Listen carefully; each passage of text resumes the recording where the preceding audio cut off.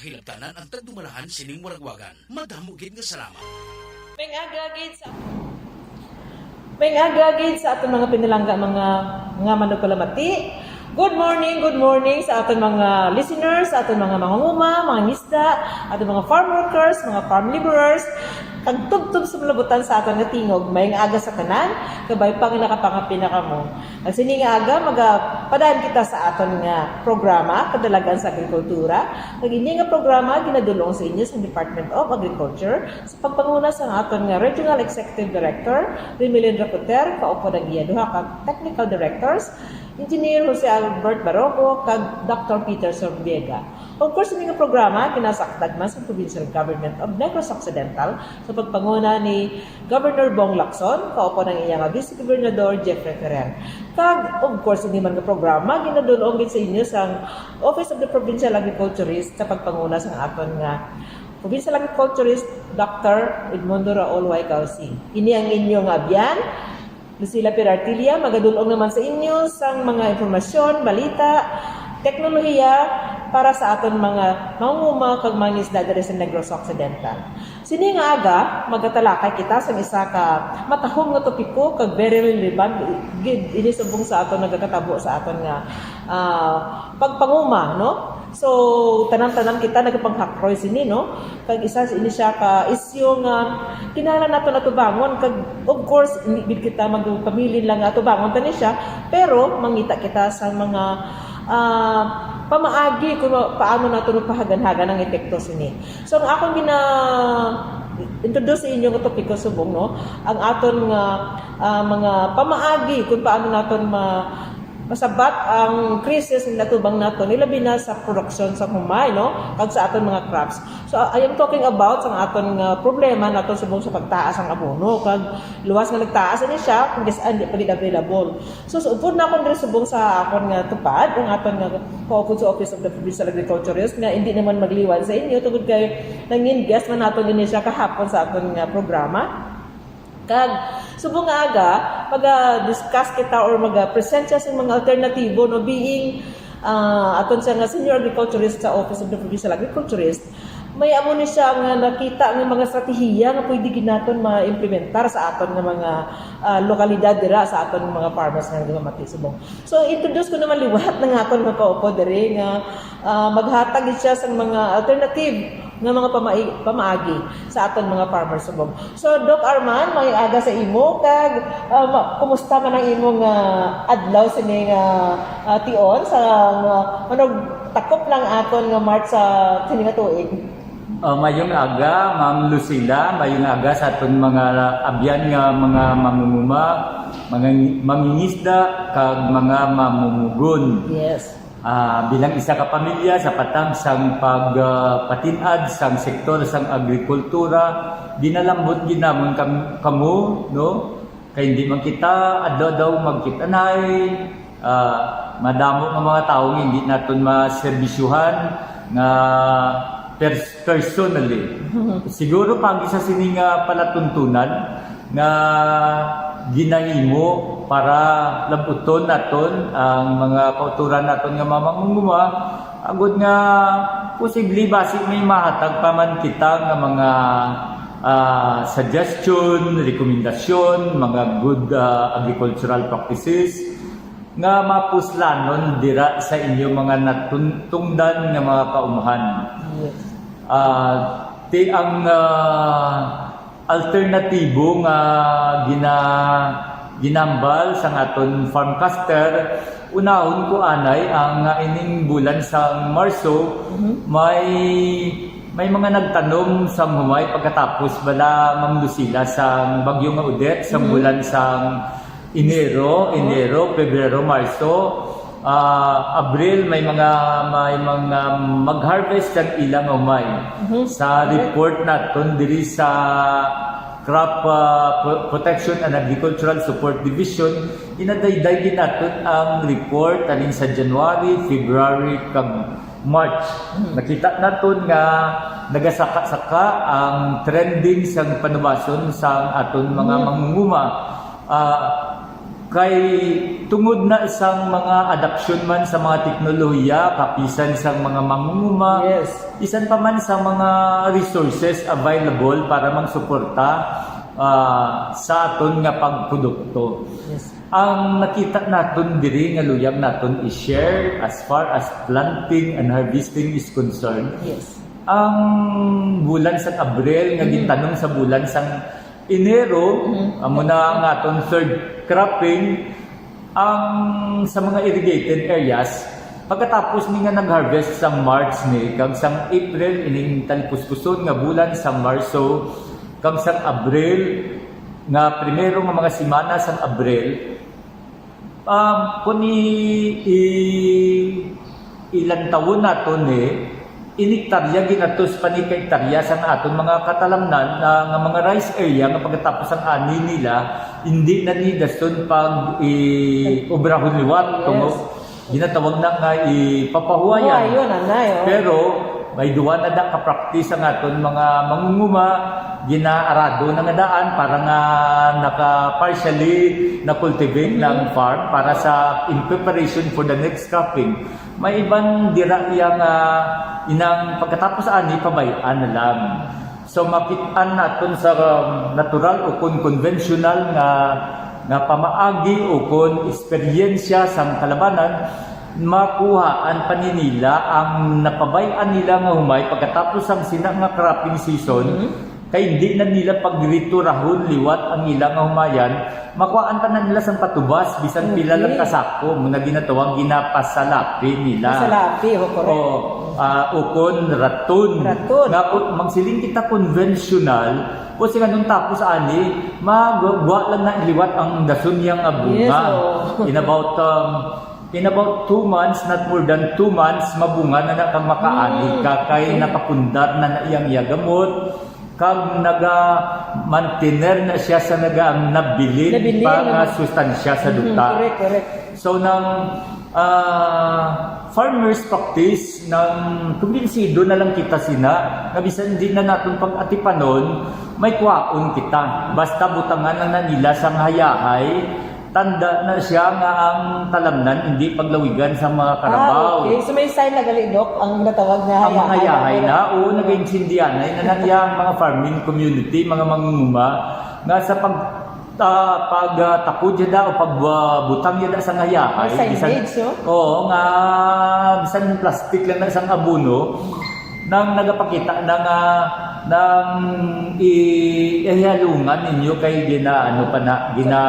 produktuhan niya pa na ang iyaw Meaning to say, Doc, ang iya sign na active sign, meaning to say, hindi na pagilabti kay ongoing na ang oo, na-respeto, sa mga kapwa, mangunguma, kag bisan pa sa mga bakiro, sa ganda na sila mag-interpret. Okay. So, ang ato niya i-share, nga atipanon niya ang salapi. Tagaan saya sa mga pamaagi nga sa diin, magdako pang patubas ang imo salapi. So, una guro nga background nga ang aton nga humay, may ginatawag ni siya nga maka-regenerate siya. Okay, Pag isang saging nga kung matapas mo, pinaka daw na yung gagwa naman ang para bagto naman.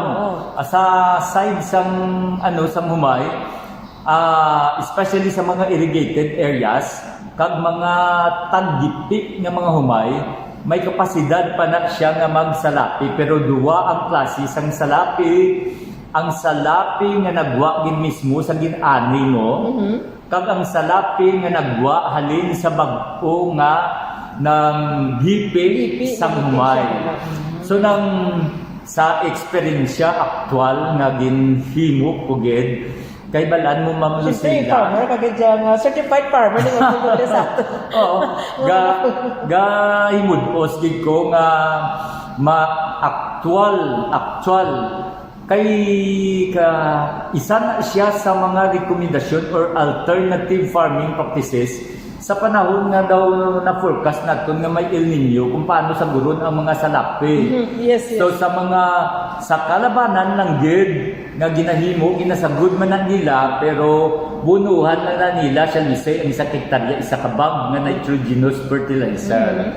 may ara kita yang nga ipanugyan sa inyo para magpaayo pagid nga ang imo nga pagsalapi mahambal mo nga kung nag-average yan kita sa inbred sa 4 tons, ti imagine mo bisan katunga na lang sila ang makuha nimo may kung may shin ka kabanis sa isa ka hektarya, 50%, may 50 ka pa, pero sa guron mo yan. Yes. So, sa aton mga kauturan nga mga mangunguma nga nagapamati dira, nga asa guron naton ang salapi, ang unagin naton nga objective amo nga may kwaong kita nga production. Kaya nabalaan na nila, bisan hindi pa naton i-further explain sina. Nang may idugang lang ko kung ano nga metodo nga i-employ naton sa ratunin management technique. Oo. Ang isa guro, ang inamya tapos ani conventional na siya. Dilawan naton niya ang duwa pagid tatlong diyan ang gindugang ko. Kag nakakita di kita isang diferensya kag mas maayo kumpara sa conventional nga nandan. Kanami ginajoking share sa ila. Ang isa i-cut mo siya nga mga isa ka dangaw from the base of the plant. I-cut mo siya. So that pag-harvest mo ang isang kay para dali siya makagwa, no? Kag medyo dako ang iyang nga stock kumpara sa didto sa punta kay gamay na tong daan ang stock. So therefore sa pagwa ito medyo gamay man siya compare sa from the base of the rice plant. Kaya lang may add-on expenses ka dira. Kung ako pa galing nga ako yung ginpanalawsaw kung gina siya para may ginatawag ko yung applied research na on-site sa akong talamnan. May bintaha man siya, may disbintaha man siya kay nag-additional additional labor ka. Okay. So, right after harvest, Doc, we need to say na pag gusto na niya kat ang farmer. Pagkatapos na after harvest, mag-cut sa liwat, amo to isundon niya. May additional ka lang. Pero sa aton nga pagpanalawsaw, may dako siya nga balik because ang uhay sang imo nga salapi pulo pariho sa uhay depende sa imo pagsagod sa original nga wala mo pa ginsalapi. So kung isipon taman ang gipi ang nagbunga sina, siyempre ang productive tiller man to ang masalapi kung may isa ka kung tanom na siya kang pulo tong productive tiller sa tsimpo sa imong pagsalapi mo ito siya may pulo ginaya nga magwa gyapon sa productive tiller o kon viable nga tiller. So ang isa ka promising nga pagsalapi kag kapos lang kay kun may karabaw ka lang takdan mo lang siya sa kahoy nga bugat nang habay na siya nga bugat na nga pabugatan mo siya para nga matumba. Sa pagtumba pag mahapay siya mahapay. Kung sa isa ka direksyon kay kun mag-amo ka na I think pwede man siya o paamo ka na gusto mo isa pa balik sa karbaw maamo ka pagina kay ang habay kung nagtaon ang habay pwede ka kay mo abay 3 ka metro mong so pag pakadto mo sa isa ka direksyon east to west to east 3 meters mahilob mo ang tunga mo sa hektarya o kung isa mo ka hektarya. So what will happen then? What will happen? Technically gina-term naton enhancement of regrowth. Magwa ang mga tillers niya magwa ang mga tillers nga bag-o o kon gipi nga bag-o. Pero nang naggipi nga bag-o nga magwa straight na saya magwa nang kayti siyang umay morphologically kag Upright. physiologically may aran na siya karakteristik nga ya magipit gina siya Yes. tungod kay buhi ang iya mga gamot kag buhi pa ang iya nga puno. Just like man balasan kawayan Like how nga inside, bisan gintapas mo kung nahapay isang bagyo may magagwa din nga mga tambo Yes, yes. sa kilid no. Nang kung gipi kung nahapay ang isa ka puno nga humay kay ko kapin pa kung transplanting na-notice ko sobra pa galing ang gipi sobra pa ang gipi niya sa primero niya nga gipi sa crop physiology yung datawa may termino na siya once nga nag-induce ka sa injury Survival instinct, no? may ano na siya no hindi ko lang pagyambal ang term no nga highly technical paghapay sang sanga magwa ang mga bag-o nga mga sanga. In the case sang paghapay sang humay magwa ang bag-o nga mga tillers. Pero ang ato na dira nga dapat himuon ang tiller dapat o kung ang gipi nga nagbuluwa nga sobra pa kadamo sa original nga tiller dapat may pagkaon siya. Yes, may pagkaon siya. Kay ang nabili lang to nga pagkaon kapin pa kung kulang to sa sustansya ang imuluta I'm sure may di man na siya capable nga magbungagid nga magnami ang iya bunga. Correct. So isa sa aton nga pamagi nga technique sa fertilization. Amo Japon sa physiology na naton Japon na tunan nga ang tanom naton dapat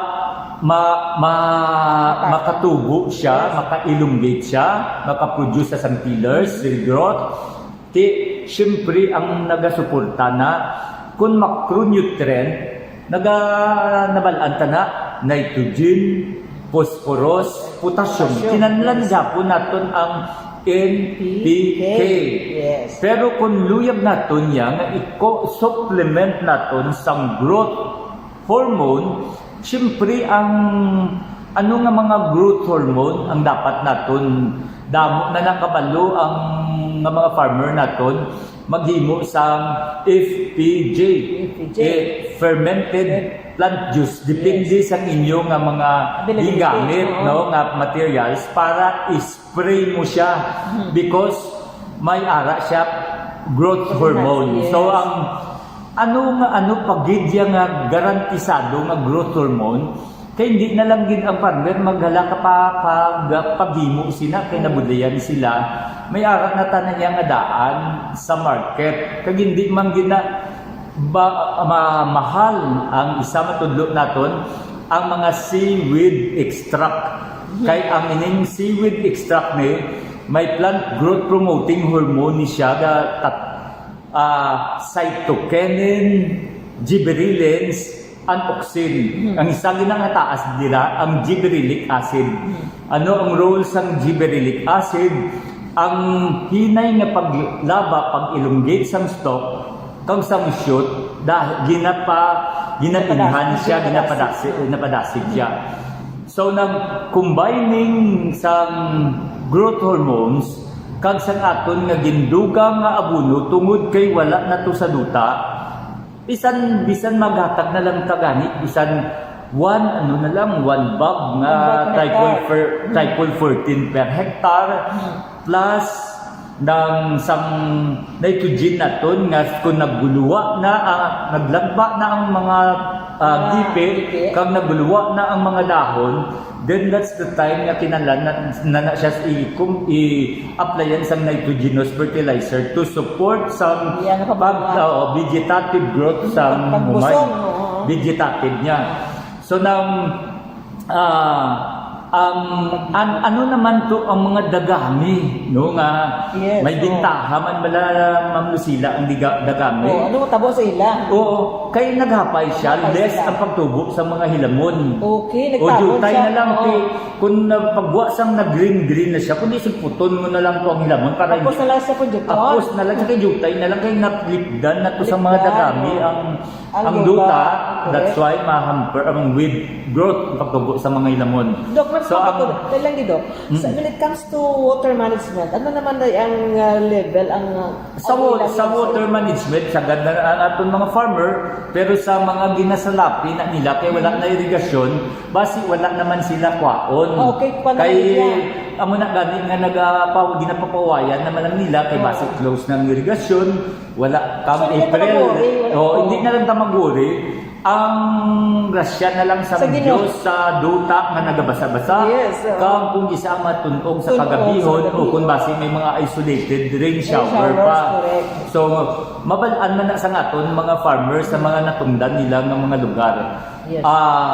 Ang nami nga ang dagami kung mapatay siya kay na ang nami mo pagpahapay siya mapatay ang dagami Yes, oo. para Oo, sa madunot. pagpatay madunot siya. Madunot siya. So ang namin na dira Ma'am Lucila nga gina-follow up naton sang ginatuwag microbial organism nga Madunot. naga-enhance sa rapid decomposition. Yes, oo. So nang ang isa ka technology nga isa nga alternative nga i-insert na kon sa raton man o kung hindi raton tungod sa pagmahal sang abono ang rapid modified rapid composting. Yes. Kay ang mga uhot no nga pagkatapos ang thresher ginabalik ni siya sa talamnan. Oo. However, para nga Madasig, in due oo. time nga madasig ang pagkadunot niya sina sa modified rapid composting gina-applyan ta na iya sang duwa ka kombinasyon sang organic fertilizer would it be animal manure kag mga plant residue. Sa plant residue amo na nang imo uhot. Oo. Sa animal manure kung ano dang available sa imo area kung nagasabod ka na baboy pangakada na siya tanan da bala mga igo nila, sa mga mga baboy igo nga nila, oo. o konturil sang imo karabaw dira that's why ano ginaton niya tagaan tagig bili ang mga Yes, mga waste mga naton. animal waste gid niya naton. Sa aton sapat, oo. Kay kung ibalik na naton sa aton talamnan that would improve soil fertility. oo. Kay modified rapid composting sa aton na experiensyan kay ginhimo tagid ni nang can reduce 50% sa aton kinanglanon nga abono sa aton Wow. mamay. So, ang mamay naton bala nagakinanlan siya abi sang apat kasako nga triple 14 wala without soil analysis apat kasako nga triple 14 kag bisan isa na lang kabag nga urea that's 5 bags. But with modified rapid composting, hinanlanon mo lang na 50%. Oh. Duwa na lang ka triple 14, Yes. kang isa na lang ka nitrogenous fertilizer. Yes. Kay i-enhance na lang to siya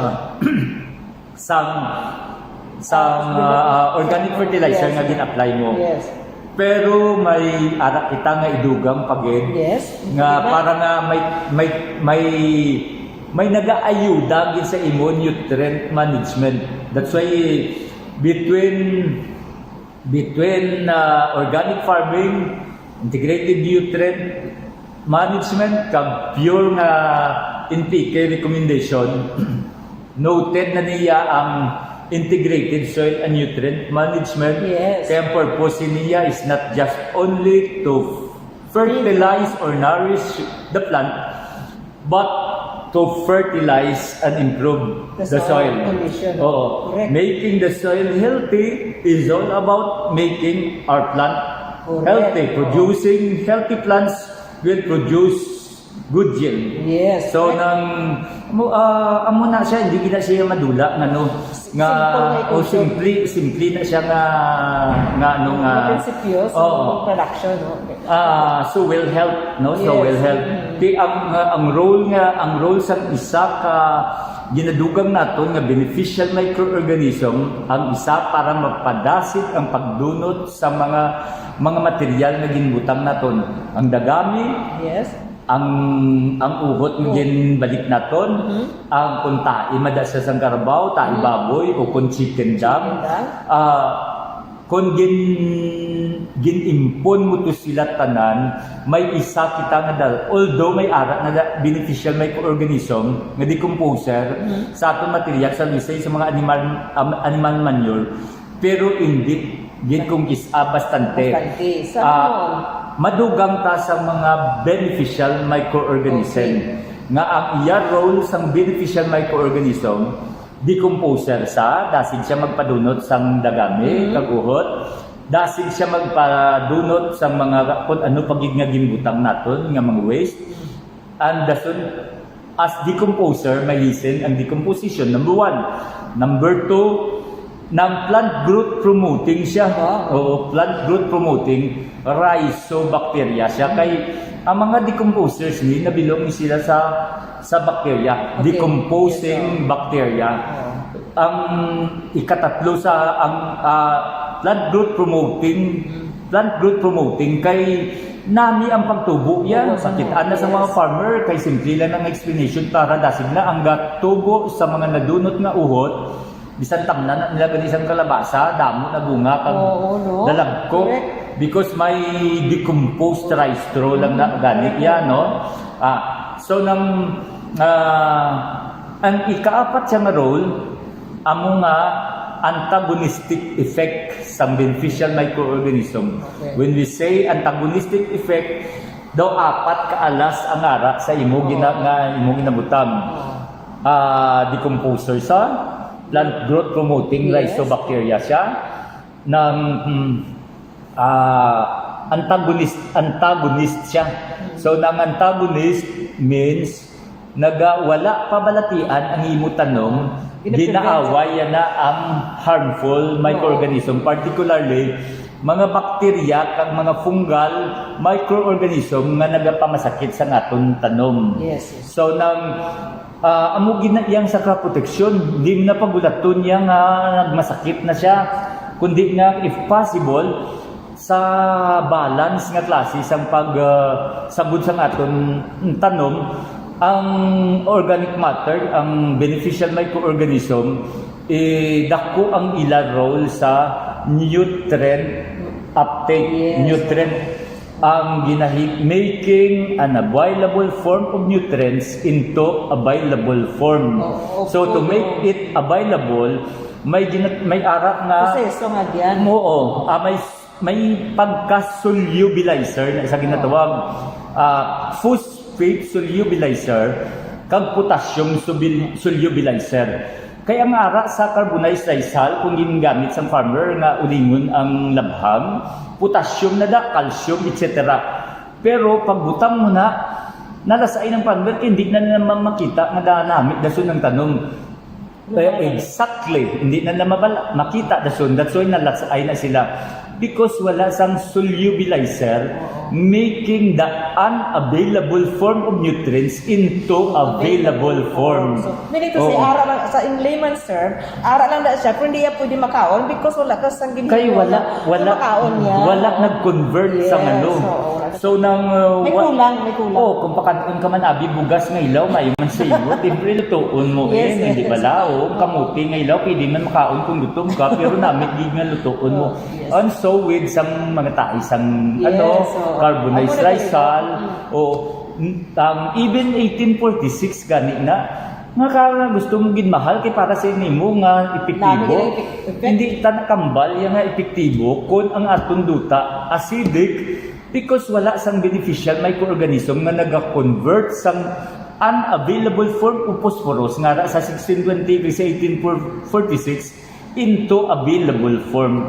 That's why possible mga kauturan natin nga mangunguma, hindi pagtutdan ang mga uhot, hindi pagtutdan ang mga kansyaha kay may technology na nag-promote nga i-adapt ang zero burning Because dako pa na iya ang benepisyo sina ang uhod kung ibalik mo ngalin sa imo inanyan ang mga hindi maglapo sa 50% mahatag yang nga sustansya sa imo duta. Therefore, in due time, sumabot nga mga cropping season, gaamat-amat nami ang imo nga duta.